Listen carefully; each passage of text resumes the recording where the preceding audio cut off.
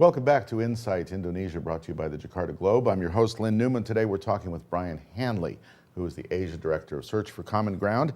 And Brian, you're behind this new prison drama, Tim Bui, which, tell us when it debuts. Sure. Give it a plug. We're going on air on Metro TV on the Sunday, the February 19th at 1:30 p.m.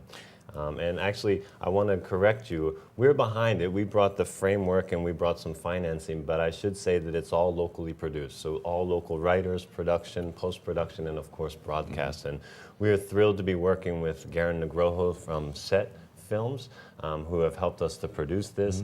And we're really happy with the quality of the production. I think, as I said, we're really trying to change and revolutionize TV here and take it into a different direction. And what's the basic outcome if you stick with this show? Do the gangs eventually get along? Things kind of work out after a while? Yeah, well, I won't ruin it, but of course the gangs do come together over the passion for football and the shared goal. Obviously, they all want to get out of prison, and if they're able to behave better, it can help them to speed up that process. So they start to learn that if they work together, they can accomplish some great things together. And these guys, of course, are common criminals in the prison, right? Are they, for the most part? I mean, these are regular old convicts.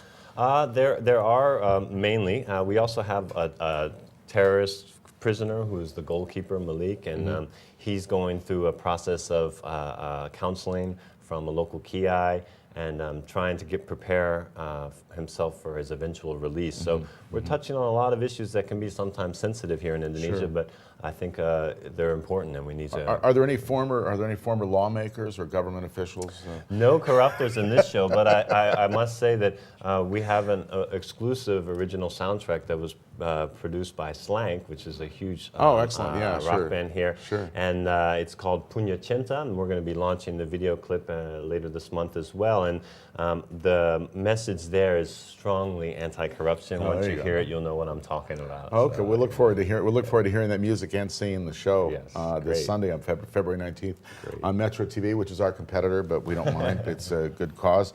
Tell us what is Search for Common Ground? Now, this is an international NGO, not that well known yet in Indonesia. It's newer than some of the other international NGOs that work here. Tell us about the history and background of Search for Common Ground. Search for Common Ground was founded in 1982 by a former U.S. diplomat who was frustrated with the U.S. government over the Vietnam War, and he spent a lot of time outside the gates yelling and screaming. And Who was it?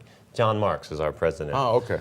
And then he realized that if he wanted to get a seat at the table, he had to change his strategy for engagement. So he set up an NGO initially with an idea to bring together the U.S. and the Soviet Union.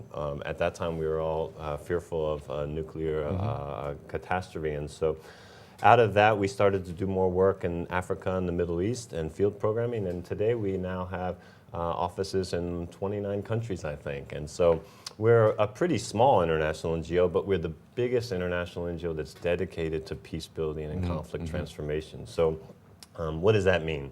Well, that means that trying to bring people together at different levels, bringing together countries, bringing together political parties or conflicting groups within countries. In Indonesia, we've been here for 10 years now, doing a lot of work in conflict-affected areas such as Kalimantan, Madura, Central Sulawesi, Papua, Aceh. Now most of our work is more focused on religious tolerance, pluralism, and counter-radicalization, counterterrorism. And so we contribute to peace building in Indonesia by working with institutions primarily. So prisons, we work in parliament on a women's leadership program. We work in pesantren with NU, again on spreading. So across the board, any place where you can insert yourself into a dialogue and help facilitate that, I would presume.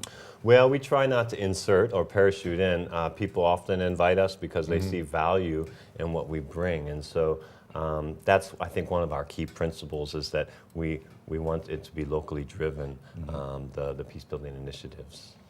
Oh, interesting. And now, as I understand it, you're coming to the end of your term here. And when we come back, I want you to reflect a little bit about what Indonesia's been like for you. Sure. And also tell us what the future is like for SFCG. Now, you were also recently named one of the 100 best NGOs in the world or something? That's correct. Which is a kind of a cool thing. Yeah, I mean, I think that we're starting to get more of a reputation around the world, and getting trust not only from communities and beneficiaries, but also from the donor stakeholder community. And so it's a process, and we're learning and growing. You need the donor stakeholders. You need the donors so that you can afford to interact better with the stakeholders, et cetera. That's the NGO game. True. You're watching Insight Indonesia, brought to you by the Jakarta Globe. Today we're talking with the NGO Search for Common Ground and their Asia Director, Brian Hanley. Do stay with us.